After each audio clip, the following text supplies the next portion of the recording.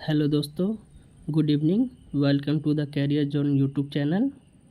दोस्तों, हम लोग आज से ग्रुप डी के लिए, जिसमें साइंस का वेटेज 25 नंबर का होता है, उसी की तैयारी करेंगे और हमारा टारगेट होगा 25 में 25 करना। तो दोस्तों, आप लोग जानते होंगे कि रेलवे के एग्ज़ाम में नॉर्मलाइजेशन होती है, जिसमें कई स्टूडेंट का देखते होंगे कि 8 नंबर बढ़ता है तो 7 नंबर बढ़ता है, किसी किसी का 6, और यहाँ तक देखा जाता है कि किसी किसी का 15 या 20 नंबर भी बढ़ जाता है। तो ऐसा क्यों होता है? ऐसा इसलिए होता है दोस्तों, क्योंकि एक ही शिफ्ट में कोई कोई क्वेश्चन इजी तो कोई कोई हल्का टफ होता है। तो जो स्टूडेंट उस टफ क्वेश्चन को टच करता है, तो जब नॉर्मलाइजेशन करके मार्क्स आती है, तो उसमें उस क्वेश्चन के लिए 1 नंबर के बजाय 2 या 2.3 ऐसे करके नंबर दिया जाता है। तो वही लोग का मार्क्स देखिएगा कि 15, 20 मार्क्स बढ़ जाते हैं। और वही आप इजी क्वेश्चन को टच कीजिएगा तो वहीं आपको 1 नंबर दिया जाएगा। इसीलिए हम कोशिश किए हैं कि इस सीरीज़ में उसी टाइप के क्वेश्चन को ऐड किया जाए, जिसे टच करने से आप लोगों को 2 नंबर मिल सके या 1 से ज़्यादा मिल सके।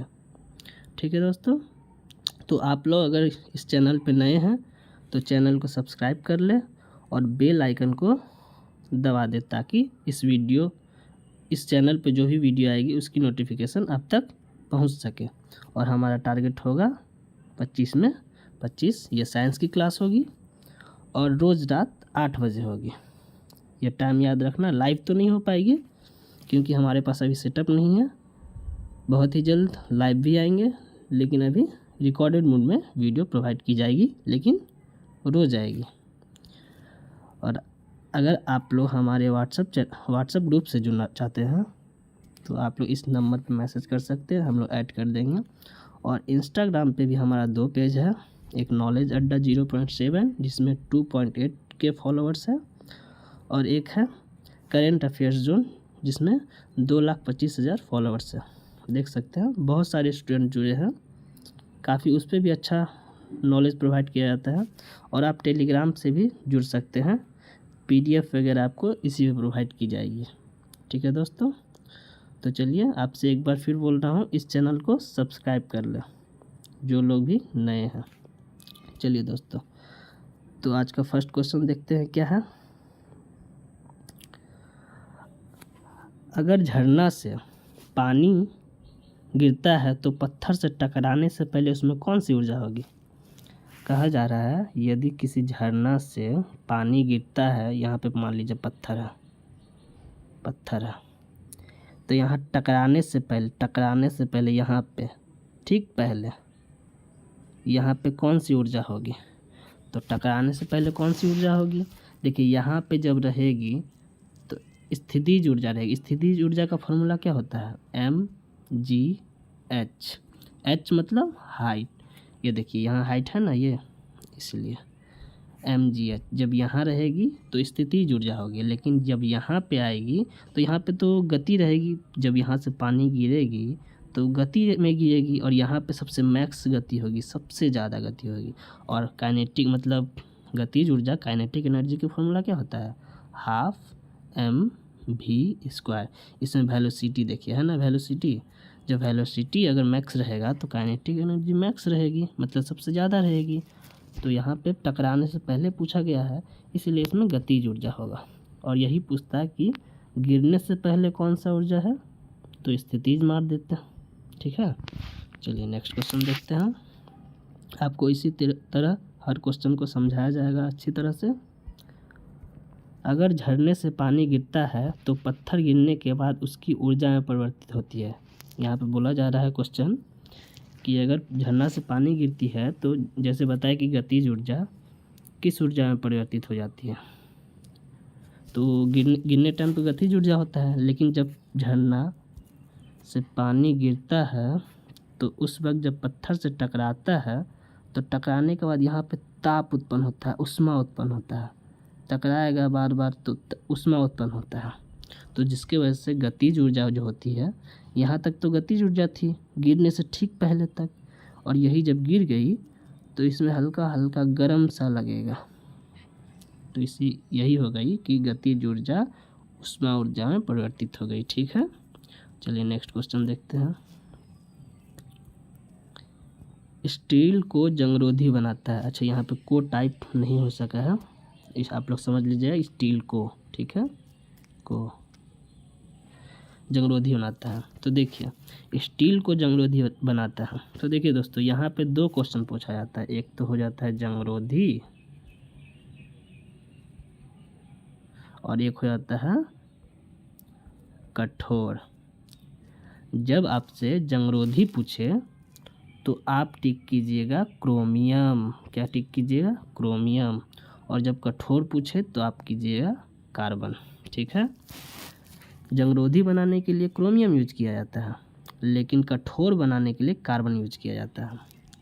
और इसमें कितना प्रतिशत रहता है इसमें कंपाउंड, हम दिखा दे रहे हैं आपको लिख के। देखिए इसमें रहता है, एक मिनट, 0.015 टू 0.1%, 0.1% कार्बन रहता है। ठीक है, कार्बन, ये कार्बन रहता है। और 16 टू 21% होता है क्रोमियम। ठीक है, ये ठीक है, समझ गया, ये लिख लीजिएगा, ये मिट जाएगा। और 6 टू 26% होता है निकेल। ठीक है, समझ गए, सारा परसेंटेज याद कर लीजिएगा, ये परसेंटेज से भी क्वेश्चन बन जाती है। ठीक है, बट आप लोग याद कर लीजिएगा इसे। तो इसका आंसर हो जाएगा, यहाँ पे जंगरोधी पूछा है तो क्रोमियम। इस क्वेश्चन में अक्सर स्टूडेंट कंफ्यूज हो जाते हैं और कार्बन के साथ टिक करके निकल लेते हैं, लेकिन वो गलत हो जाता है। कार्बन तब टिक किया जाता है जब कठोर पूछे, इसीलिए मैं ये दोनों क्वेश्चन को इस सीरीज़ में साथ में ही लगाया हूँ। ये देखिए इसके बाद का ही क्वेश्चन है कठोर का, इसीलिए लगा दिया है ताकि आप लोग कंफ्यूज ना हो। ठीक है, इसका कार्बन हो जाएगा क्योंकि कठोर पूछा है। जंगरोधी पूछे तो क्रोमियम, यहाँ लिख दे रहा हूँ मैं फिर से, जंगरोधी पूछे तो क्रोमियम और कठोर पूछे तो कार्बन। ठीक है, चलिए नेक्स्ट क्वेश्चन चलते हैं। उड्डयन काल, टाइम ऑफ फ्लाइट का सूत्र। अच्छा देखिए, उड्डयन, आप प्रोजेक्टाइल मोशन पढ़े होंगे, प्रक्षेपित गति, उसमें 3 चीज़ होते हैं, एक होता है एच, एक होता है आर, एक होता है टी। ठीक है, समझिएगा, एच मतलब हो गया हाइट, यहाँ पे सही से नहीं हो पा रही है लिखने में, आप लोग समझिए। एच मतलब हाइट, आर मतलब रेंज, परास, हाइट मतलब ऊंचाई, रेंज मतलब परास, टी मतलब उड्डयन काल, टाइम। ठीक है, एच का फॉर्मूला होता है, मैं अलग अलग सबको लिखता हूँ ताकि आप लोगों को साफ से दिखे। एच का क्या फॉर्मूला होता है, u square sine square theta by 2g। इसे लिख लीजिएगा आप अपने नोट में।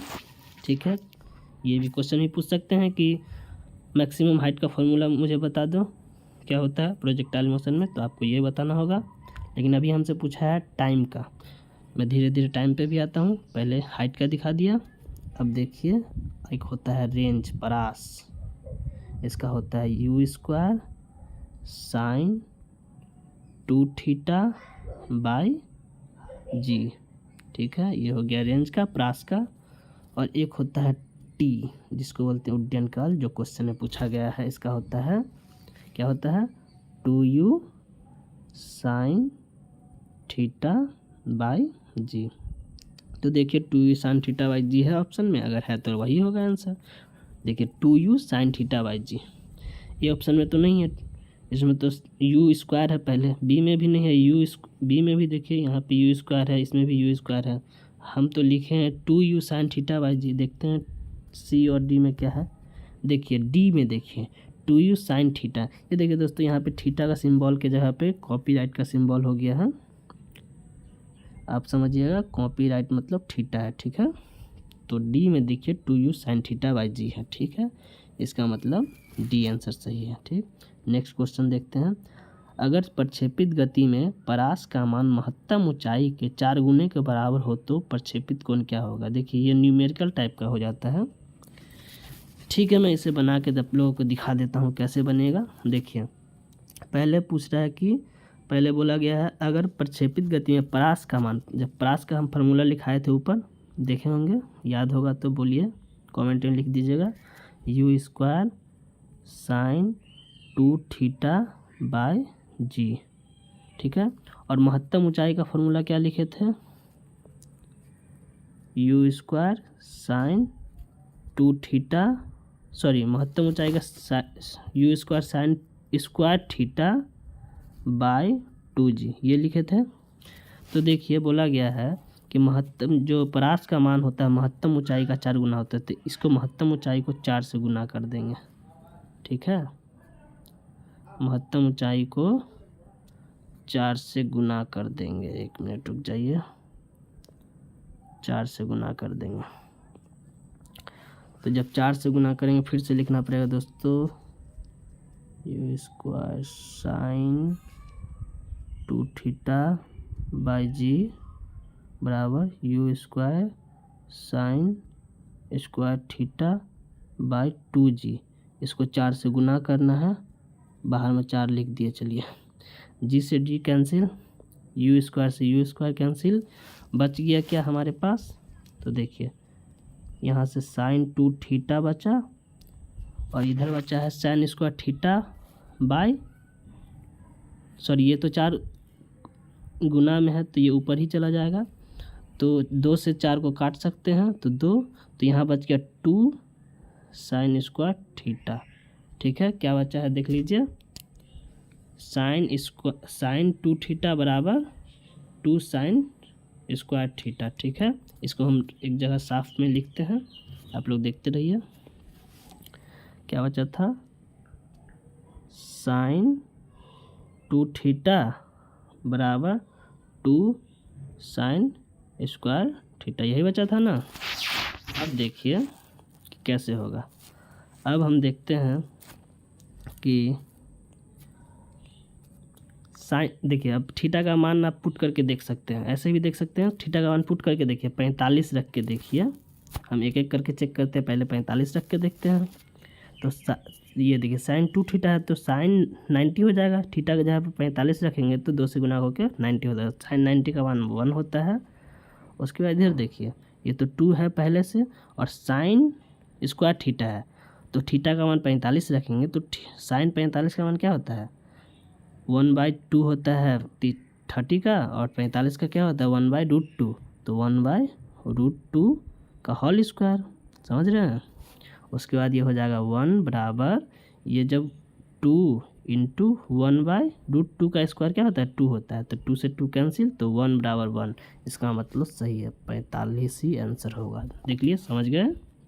चलिए नेक्स्ट क्वेश्चन देखते हैं। बोलिएगा तो आप लोग, कल से मैं 1-2 न्यूमेरिकल भी ऐड कर दूंगा ताकि आपको न्यूमेरिकल में भी प्रॉब्लम ना हो। वैसे ग्रुप डी में न्यूमेरिकल उतना हार्ड नहीं पूछा जाता है, नॉर्मल ही पूछा जाता है जो आपसे बन जाएगा। बट आप लोग बोलिएगा, कमेंट में लिख दीजिएगा कि हाँ मुझे न्यूमेरिकल भी जानना है, तो मैं कल से 1-2 न्यूमेरिकल की क्वेश्चन भी ऐड कर दूंगा, ठीक है। चलिए देखते हैं नेक्स्ट क्वेश्चन। किसी पिंड 1 मीटर की ऊंचाई से गिराया जाता है तथा 36 सेंटीमीटर उछलता है, तो प्रत्यास्थता गुणांक का मान क्या होगा। तो देखिए प्रत्यास्थता गुणांक का मान क्या होता है, फार्मूला होता है एक प्रत्यास्थता, मैं पूरा नहीं लिखता हूँ, गुणांक समझ लीजिएगा। इसका होता है प्रतिबल बट्टा विकृति। क्या होता है, प्रतिबल बट्टा विकृति, ठीक है। तो प्रतिबल क्या हुआ, जो उछला है, देखिए फिर से बताता हूँ। प्रतिबल मतलब देखिए किसी छत से मैं गिराता हूँ कोई बॉल, तो उछलता है, तो इसका मतलब ये तो नहीं कभी देखें कि छत से गिराए बॉल और बॉल जो है छत से भी ऊंचा उछल गया हो, गिराए बॉल जो छत से भी ऊंचा उछल गया, ऐसा तो नहीं होता है कभी, ऐसा तो नहीं होता है। ऐसा होता है कि छत से गिराया थोड़ा ऊंचा उठता है, ठीक है। तो जो ये ऊंचाई छोटा वाला ऊंचाई है उसी को प्रतिबल, सीधा याद करने का तरीका है ये। छोटा वाला जो ऊंचाई हो गया यही आपका प्रतिबल के तौर पे जाना जाएगा, बस यही समझिए। तो प्रत्यास्था गुणांक पूछा है तो प्रत्यास्था गुणांक का फॉर्मूला होता है प्रतिबल बटा विकृति, और विकृति जो होता है बड़ा वाला ऊंचाई, ठीक है। तो प्रतिबल छोटा वाला ऊंचाई, और बस सॉरी दोस्तों उसका हो जाता है रूट अंडर, मैं रूट अंडर के करना भूल गया था, समझ लीजिएगा। 36/1 मीटर, 1 मीटर को हम 100 सेंटीमीटर लिख सकते हैं क्योंकि ये सेंटीमीटर में है। अब इसको जब करेंगे तो ये आ जाएगा 36 का ये रूट हो जाएगा 6 और इसका 10, तो ये आ गया 0.6। देखिए 0.6 है ना, देखते हैं ऑप्शन में 0.6 है या नहीं। हाँ है, डी नंबर है, देखिए है ना। चलिए तो याद कर लीजिएगा, मैं एक बार फिर से प्रतिबल का प्रत्यास्था गुणांक का फॉर्मूला लिख देता हूँ, क्योंकि ऊपर में जो लिखा था उसमें मैंने रूट नहीं दिया था। रूट प्रतिबल बट्टा विकृति, विकृति आकृति नहीं विकृति, ठीक है। इसे लिख लीजिएगा प्रत्यास्था गुणांक, यहाँ गुणांक पे लिख देता हूँ, चलिए गुणांक, ठीक है। चलिए नेक्स्ट क्वेश्चन देखते हैं क्या है। संवातक वेंटिलेटर कमरे की छत के निकट क्यों लगाए जाते हैं? वेंटिलेटर तो जानते ही होंगे घर में जो लगाया जाता है, उसे छत के पास ही क्यों लगाया जाता है? तो देखिए ऑप्शन पढ़ते हैं क्या क्या है। सांस से छोड़ी गई गर्म हवा उठती है और बाहर चली जाती है, उसमें कमरे में क्रॉस वेंटिलेशन मिलता है, इससे कमरे में कुछ रोशनी मिलता है, नीचे भाग में वे शोभा नहीं देता। ये तो कोई बात नहीं हुआ, इसे काट देते हैं पहले, इससे पहले काटते हैं। देखिए उसे सांस गर्म हवा ऊपर उठकर, हाँ ये सही बात है कि गर्म हवा हल्की होती है, हल्की होकर ऊपर उठती है और बाहर चली जाती है, लेकिन इसे सिर्फ इस पर्पज़ से तो नहीं लगाया जाता है। वेंटिलेशन का काम है कि हाँ अगर रूम का हवा बाहर भेज रहे हो गर्म हवा, तो ठंडी हवा को अंदर लाओ, इसलिए लगाते हैं। इसका मतलब क्या, क्रॉस वेंटिलेशन के लिए लगाते हैं, ऐसा नहीं कि बस गर्म हवा बाहर जाए, ठंडी हवा भी अंदर आना चाहिए, इसलिए लगाते हैं। तो इसलिए बी आंसर सही है, ठीक है। आप सिर्फ इस पे मत जाइएगा, ये ऑप्शन आपको फंसाने के लिए दिया जा रहा है। ये गर्म हवा हल्की होती है उठती है, ये भी सही है, लेकिन सिर्फ एक ही काम के लिए नहीं लगाया जाता है, इसे लगाया जाता है बाहर की हवा भी, ठंडी हवा अंदर आए, रूम के अंदर आए, समझे, इसलिए बी ऑप्शन सही होगा। चलिए नेक्स्ट क्वेश्चन देखते हैं।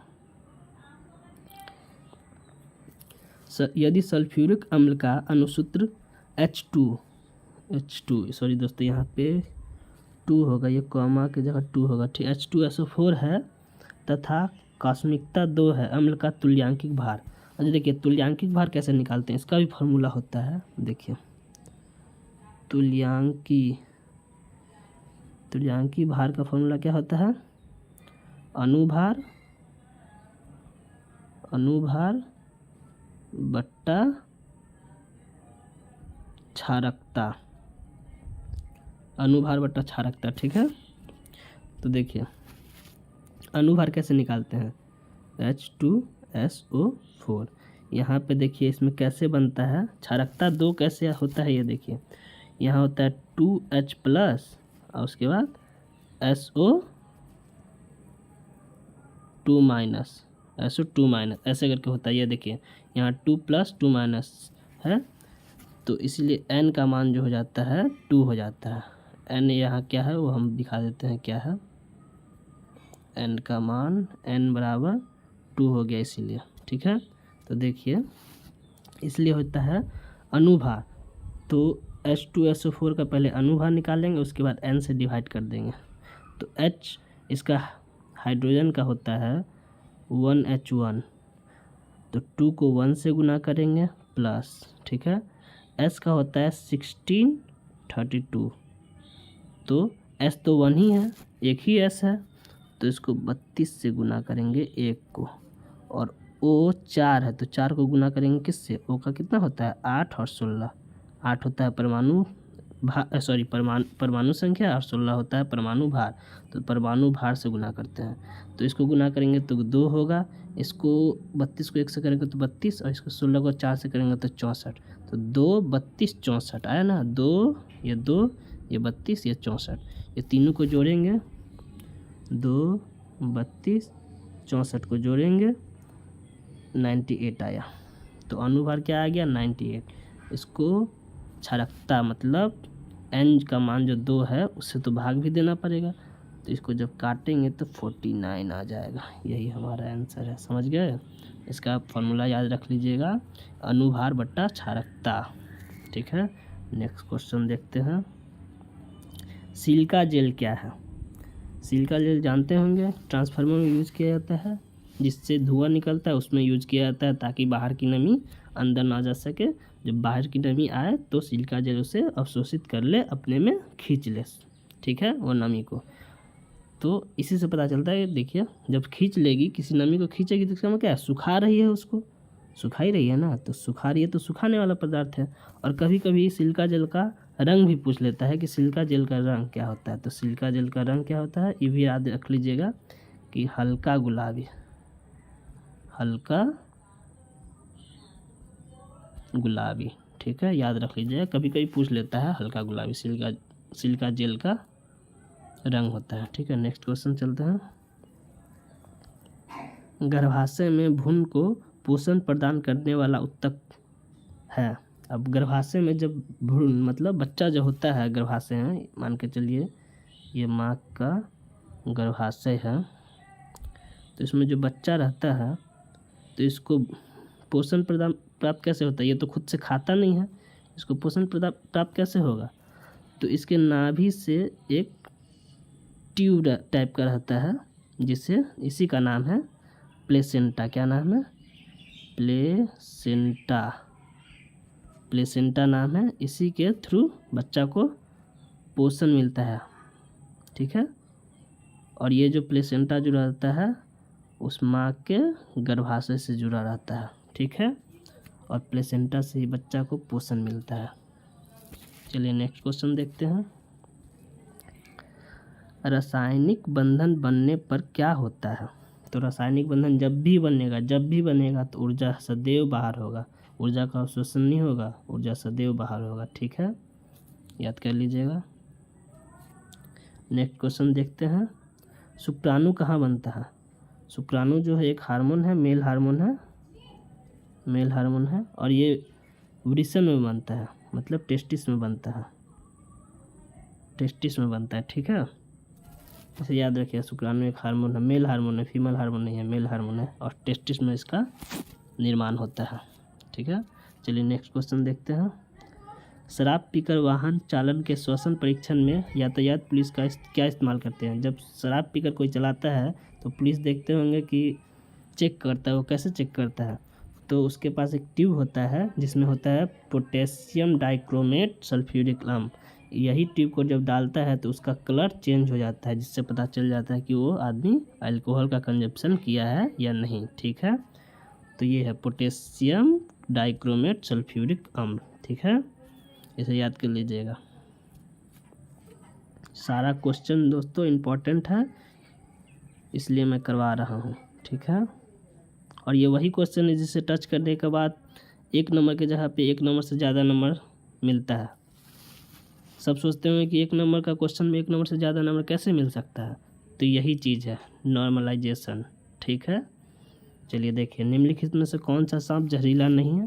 तो ये तो सिंपल क्वेश्चन की कैटेगरी का हो गया अजगर। अजगर जो होता है जहरीला सांप नहीं होता है, ठीक है, इसे याद कर लीजिएगा, सिंपल है ये। अच्छा, जूम इन जूम आउट। चलिए, निम्नलिखित में से कौन सा ठोस है? ये देखिए, ये जो है सारा ये 17th ग्रुप का सब एलिमेंट है, 17th ग्रुप का। 17th ग्रुप में क्या क्या होता है? Fluorine, chlorine, bromine, iodine, last में एस्टेटाइन, ठीक है। जो याद करने का तरीका देखिए, ऊपर का जो होता है इसमें फ्लोरीन क्लोरीन को पहचान रहे हैं, इसमें आयोडीन एस्टेटाइन को पहचान रहे हैं, बीच में बच गया ब्रोमीन, ठीक है। याद करने का सिर्फ तरीका देखिए, फ्लोरीन क्लोरीन में से पहचान रहे, क्लोरीन को थोड़ा बहुत पहचानते होंगे, फ्लोरीन को ना भी पहचानते होंगे, क्लोरीन को तो पहचानते होंगे। ये ब्लीचिंग पाउडर एजेंट है, इसका मतलब ये गैस तौर पे होता है, देखते हैं ब्लीचिंग पाउडर गैस होता है। और आयोडीन, घर में आयोडीन खाते हैं, नमक खाते हैं, तो वो क्या लिक्विड फॉर्म में है? नहीं, सॉलिड फॉर्म में है, सॉलिड फॉर्म में है। तो देखिए गैस हो गया, सॉलिड हो गया, बचा क्या? लिक्विड। तो मतलब ब्रोमीन जो होता है लिक्विड होता है। वैसे भी ये भी क्वेश्चन पूछता है कि ऐसा कौन सा अधातु है जो लिक्विड अवस्था में पाया जाता है, तो उसका आंसर हो जाएगा ब्रोमीन, ठीक है। लेकिन यहाँ पे पूछा है कि निम्नलिखित में से कौन सा ठोस है, तो देखिए फ्लोरीन और क्लोरीन तो दोनों गैस हो गया, ब्रोमीन हो गया लिक्विड, हमसे ठोस पूछा है तो आयोडीन और एस्टेटाइन में हो जाएगा कोई। तो देखिए ऑप्शन में आयोडीन या एस्टेटाइन में है कोई ऑप्शन? हाँ है, आयोडीन है, तो आयोडीन आंसर हो जाएगा, ठीक है। चलिए ठीक, चलते हैं नेक्स्ट क्वेश्चन। हवा में पानी का बुलबुला व्यवहार करता है। अब देखिए हवा में नहीं, पानी में हवा का बुलबुला व्यवहार कैसा करता है, हम उल्टा पढ़ दिए, माफ़ कीजिएगा। देखिए बुलबुला मतलब क्या, ये बुलबुला हो गया, हवा का बुलबुला तो यही ना है। तो देखिए एक दो लेंस होता है, एक याद करने का मैं तरीका बता रहा हूँ, एक उत्तल होता है और एक होता है अवतल। देखिए ये जो बुलबुला लग रहा है देखने में किसका तरह लग रहा है? इसका तरह, देखने में किसका तरह लग रहा है? उत्तल लेंस की तरह। तो देखिए जब हमसे पूछे कि पानी में हवा का बुलबुला देखने में कैसा लगता है, देखने में कैसा प्रतीत होता है, तो हम लिखेंगे उत्तल लेंस। क्या लिखेंगे? उत्तल लेंस। और यही पूछेगा कि व्यवहार कैसा करता है, ठीक उल्टा, अवतल लेंस। क्या? अवतल लेंस, अवतल लेंस, ठीक है। तो हमसे अगर पूछेगा कि देखने में कैसा प्रतीत होता है, तो उत्तल लेंस, और व्यवहार कैसा करता है, तो अवतल लेंस। तो हमसे अभी व्यवहार पूछा है, तो व्यवहार का आंसर हो जाएगा अवतल लेंस। देखिए अवतल लेंस ऑप्शन में है, हाँ है, बी ऑप्शन, देखिए अवतल लेंस, ठीक है। हम नेक्स्ट क्वेश्चन चलते हैं। ऑक्सीजन गैस के 0.5 मोल का आयतन क्या होगा? अब देखिए किसी भी तत्व का 1 मोल का आयतन होता है, किसी भी तत्व का 1 मोल का आयतन, 1 मोल बराबर क्या होता है? आयतन क्या होता है? 22.4 लीटर। क्या होता है? 22.4 लीटर। तो ऑक्सीजन का भी 1 मोल का आयतन क्या होगा? 22.4 लीटर। लेकिन हमसे पूछा जा रहा है 0.5 मतलब आधा मोल का, तो आधा मोल का निकालने क्या करेंगे? ये 22.4 को 2 से भाग दे देंगे। जब 22.4 को 2 से भाग देंगे तो क्या आएगा? 11.2 लीटर, ठीक है। देखिए 11.2 लीटर है ऑप्शन में, हाँ है। यहाँ पे सारा ऑप्शन में एल कर लीजिएगा, लीटर कर लीजिएगा, ये टाइप नहीं होगा, 11.2, ठीक है। चलिए किसी भी तत्व के 1 मोल में 22.4 लीटर उसका आयतन होता है, ठीक है। यहीं पे देखिए क्वेश्चन फिर से पूछा गया, नाइट्रोजन गैस के 6 मोल का आयतन क्या है? अभी ही बताए इससे पहले वाले क्वेश्चन में कि 1 मोल में 22.4 लीटर होता है आयतन। तो हमसे 6 मोल का आयतन पूछ रहा है, तो 6 मोल का आयतन क्या हो जाएगा? यही 22.4 को 6 से गुना कर देंगे। तो 6 से गुना करके देखिए कितना आता है, 6 चौक 24 का 4, हाथ में 2, 12 2 14, हाथ में 1, 12 1 13, यहाँ दशमलव आ जाएगा लीटर, मतलब 134.4 लीटर। देखिए ऑप्शन में है 134.4 लीटर, हाँ है, डी ऑप्शन में है ना। देखिए ये आंसर हो जाएगा। याद रखिएगा कि 1 मोल में 22.4 लीटर आयतन होता है, ठीक है। किसी भी तत्व का पूछे, किसी भी तत्व का। चलिए नेक्स्ट क्वेश्चन देखते हैं दोस्तों। 25 क्वेश्चन तो आज नहीं लाया हूँ, आज 20 ही क्वेश्चन लाया हूँ, कल से 25 क्वेश्चन ले आऊँगा। ये लास्ट क्वेश्चन है इस सीरीज का। निम्नलिखित में से कौन सा ईंधन न्यूनतम पर्यावरण प्रदूषण उत्पन्न करता है? तो सबसे कम प्रदूषण कौन फैलाता है?